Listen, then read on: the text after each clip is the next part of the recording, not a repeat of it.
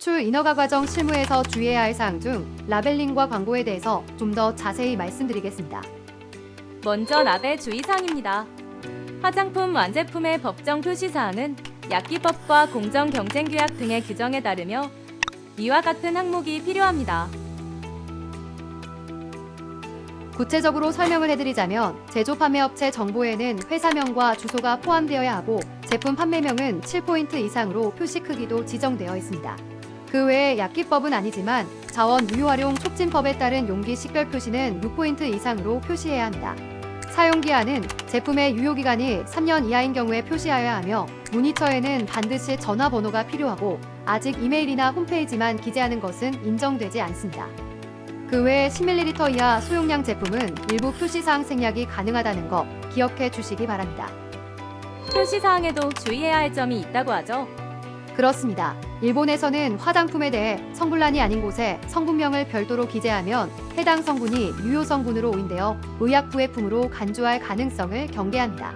따라서 특정 성분을 별도로 기재할 경우 반드시 화장품 배합 목적을 함께 기재해야 합니다.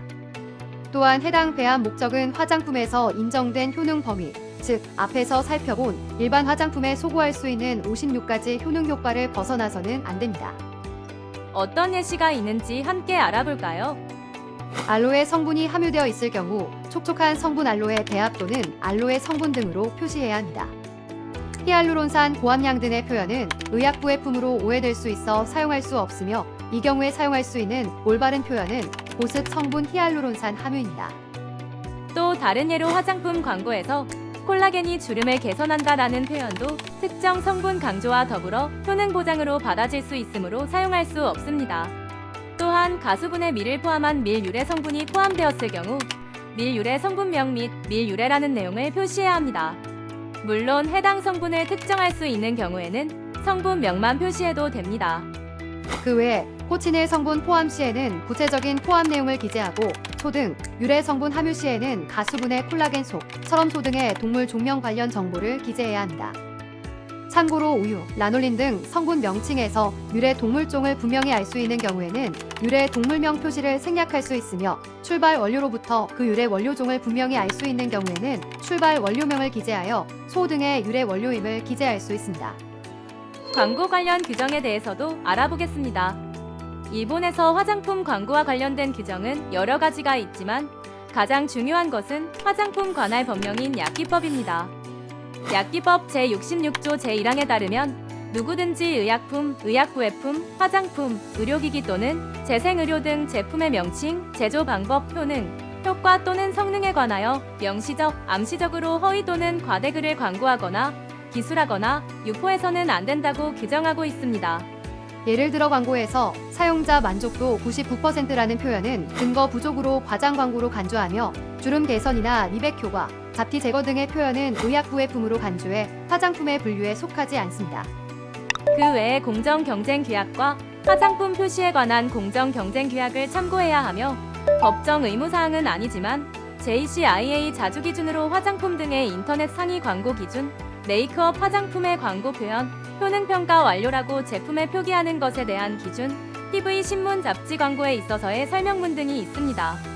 또한 화장품 등의 적정 광고 가이드라인을 참고하셔야 하고 부당 경품료 및 부당 표시 방지법, 약칭 경품 표시법도 실제 광고 시에 반드시 알아두어야 하는 규정입니다.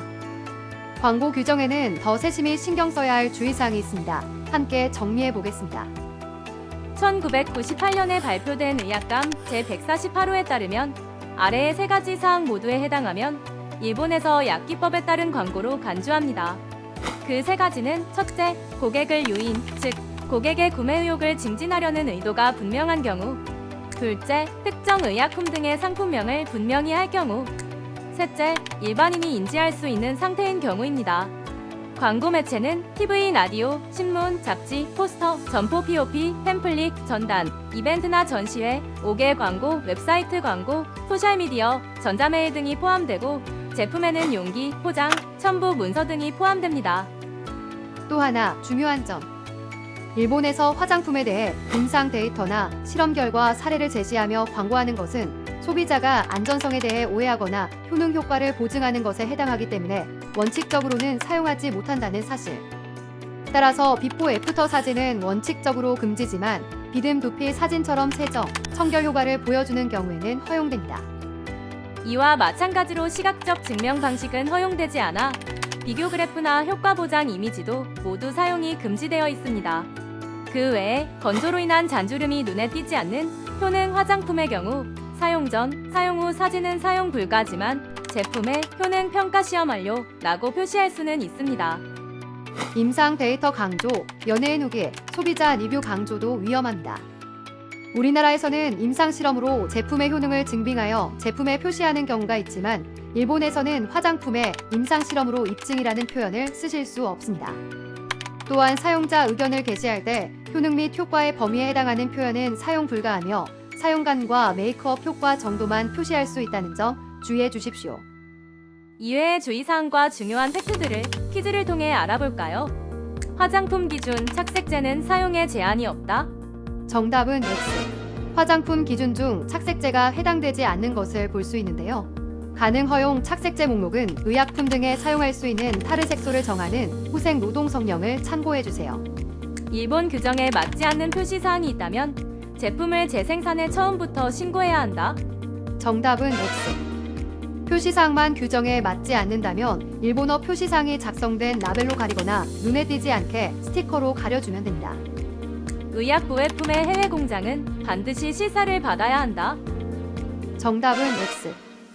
품목에 따라 GMP 실사 대상이 아닌 해외 공장이 있습니다. 화장품 제품 성분 표시 중 물은 정제수를 뜻한다. 정답은 세모. 일본에서 성분 표시를 할 때 의약부외품에서는 정제수, 화장품에서는 물로 표시합니다. 이 밖에도 동일한 성분이지만 표시 명칭이 서로 다른 경우가 있으니 주의해 주세요. 일반 화장품도 주름 관련 표현을 쓸 수 있다. 정답은 O. 일본 향장품학회의 가이드라인에 따라 1개월간 인체 시험을 한 후 일반 화장품에 건조에 의한 잔주름을 눈에 띄지 않게 한다라는 표현을 쓸 수 있는데요. 대신 반드시 이 문구로만 사용이 가능하다는 점 꼭 기억해 주세요. 지금까지 일본의 화장품 수출 인허가 전략에 대해 알아봤는데요.